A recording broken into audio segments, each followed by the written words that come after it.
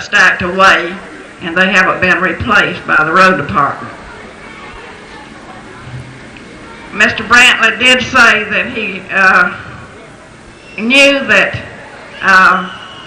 that the Obadiah Barber Homestead was on the Pogo Fest tour, and I read in, I believe, last night's paper that the Wilds Massacre site is also on the Pogo Fest tour. If you're from out of town, ask some Waycross people to explain to you about the Pogo Fest that we have here. Again, I mentioned the red book with the addresses. If you will put your address or change of address in the red book, then Eldon and I will put our heads together and try to get the addresses all up to date. And this concludes my report. God bless you. Good to see you. We had 33 visitors. We had 11 descendants of James.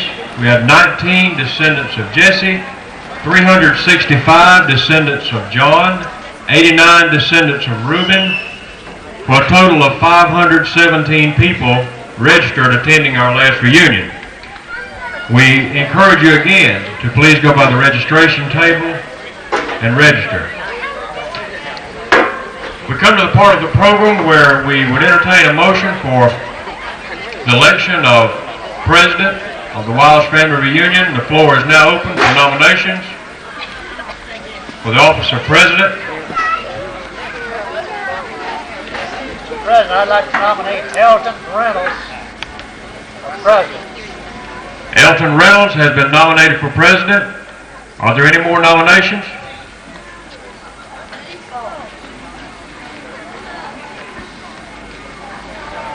I declare nominations to be closed. All in favor of that, let it be known by saying aye. Aye. All opposed, no. Elton is our new president. Congratulations. We now have the office of Vice President, Corresponding Secretary, Recording Secretary.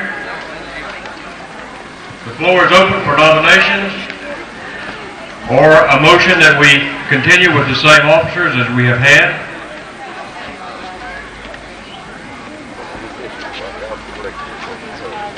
Do I hear a motion we keep the same slate of officers from Vice President on down?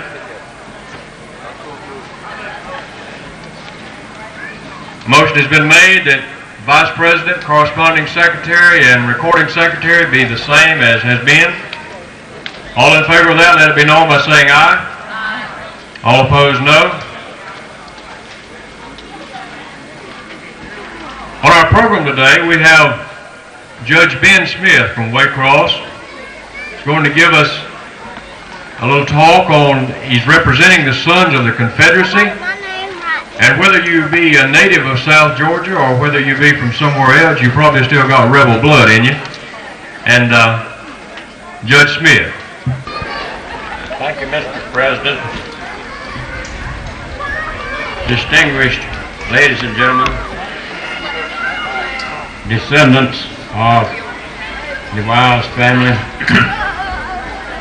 it's really an honor for me to appear before you today. I'm going to make a few remarks about my own relationship with the Wilds family and some things that I think will be of interest to you. In the early dawn of Sunday morning, July the 22nd, 1838, the Wilds family woke to find their log cabin surrounded by a war party of 50 Seminoles. Maximilian Wilds, his wife Sarah, and their 10 children lived on the northern perimeter of the Okefenokee Swamp, not far from present-day Waycross. Their dogs had barked all night long, indicating that something was amiss. 2 relatives of the Wilkerson family had arrived the evening before to spend the night. Mrs. Wilds had gotten up early in the morning and had gone outside to get some embers to start a fire. And it was she who first saw the Indians. She ran inside carrying the dreadful news that the Indians were upon them. Maxie Wiles picked up his old flintlock rifle and fired it at the savages, but they were on him in a rush and shot him through the chest. The survivors ran toward Dubus Bay, but the Seminoles ran after them and overtook them and clubbed a teenage girl, Mary Ann, who was holding the Wiles baby. 5 of the other children were beaten down with war clubs by the Indians. Mrs. Wiles gave up and submitted to her fate. But 4 sons and a little girl who had come visiting survived the massacre. They were Reuben, Jim or James, Jesse, John, and Alice, the little girl who was visiting. Sorry. The home was burned to the ground. The neighbors found Mary Ann, the oldest girl, still alive, clutching her dead baby brother. They gave her a drink of water and she fell back dead. The 9 bodies were wrapped in blankets by neighbors and laid in the body of a new cart that Mr. Wiles had built. They were all buried in a common grave. But this is not the end of the story. The brave little boys who had escaped and survived became young men. When war broke out in 1861 between North and South, Reuben and John Wiles joined a company called the Forest Rangers, Company K, made up of Ware and Clinch County men. It was destined to join one of the famous regiments of Robert E. Lee's Army, the Army of Northern Virginia. This regiment was the 26th Georgia Volunteer Regiment of Lawton's Brigade. They were sent to Virginia after duty on the Georgia coast, and they fought in the 7 days battle around Richmond. They fought at Second Manassas. They fought at the Battle of Antietam, which was the bloodiest battle of the Civil War. These boys were at the foot of the cornfield, the infamous Miller's cornfield, and bore the brunt of the first attack by Joseph Hooker's Corps, the Second Corps. And the brigade was decimated and reduced by 50% in that one battle. They went on and fought in other battles. They were at Fredericksburg. They were at Chancellorsville. They were at Gettysburg. They were at the Battle of the Wilderness and the Battle of Spotsylvania Courthouse, which was the bloodiest hand-to-hand fighting of the war.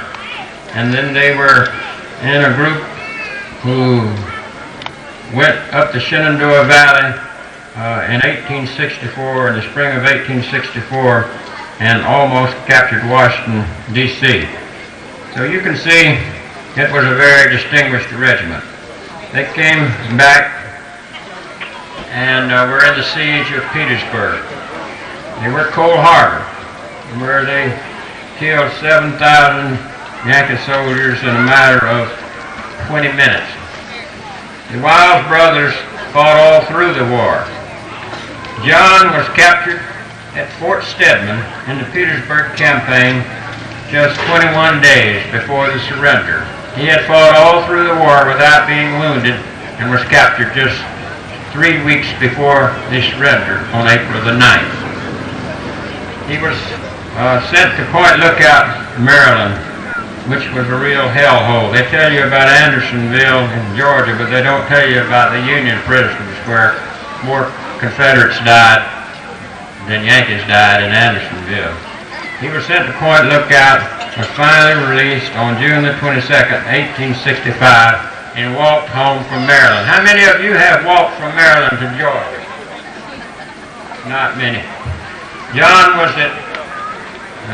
walked home from Maryland. Reuben, the oldest son, was one of the 10 surviving members of Company K who surrendered at Appomattox with Robert E. Lee's army on April the 9th, 1865.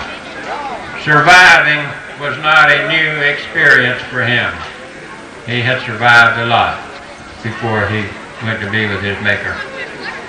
You people have no concept of the hardship these people suffered and the endurance of these early pioneer families and how they just bore these terrible hardships. Lived in log cabins without air conditioning even, without automobiles, without television, and had 16 and 18 children, some of them, and sometimes half of the children would die before they were grown. Their beef was venison. They killed what they ate. And up until the time I was a little boy, these people still lived very much like they had always lived. They were pioneer people, and they were the hardiest breed that I believe has ever been on the face of this earth. You ask what relation I have to these people. My own family settled on the Okanokie Swamp in the Argyle area in 1825. My great-great-grandfather, Lawrence Smith, was burned out by the Seminoles also. And they were neighbors of the Wiles family and knew them. My grandfather, Ben Smith, was in the same company, Company K, with the Wiles brothers, John and Reuben, and knew them well and soldiered with them. So we have a very close bond. I was in school with Casper and Francis and Grady, and I've known the Wiles family all my life. I'm Mrs. George Harris's lawyer, and she has always doted on me to do whatever had to be done, and I've been close to the Wiles family all my days. But I want to say this, that it's a rare privilege for me to speak to such a distinguished group of people, and you should really be proud of your heritage. You have a heritage that's unparalleled by any family in this part of the world.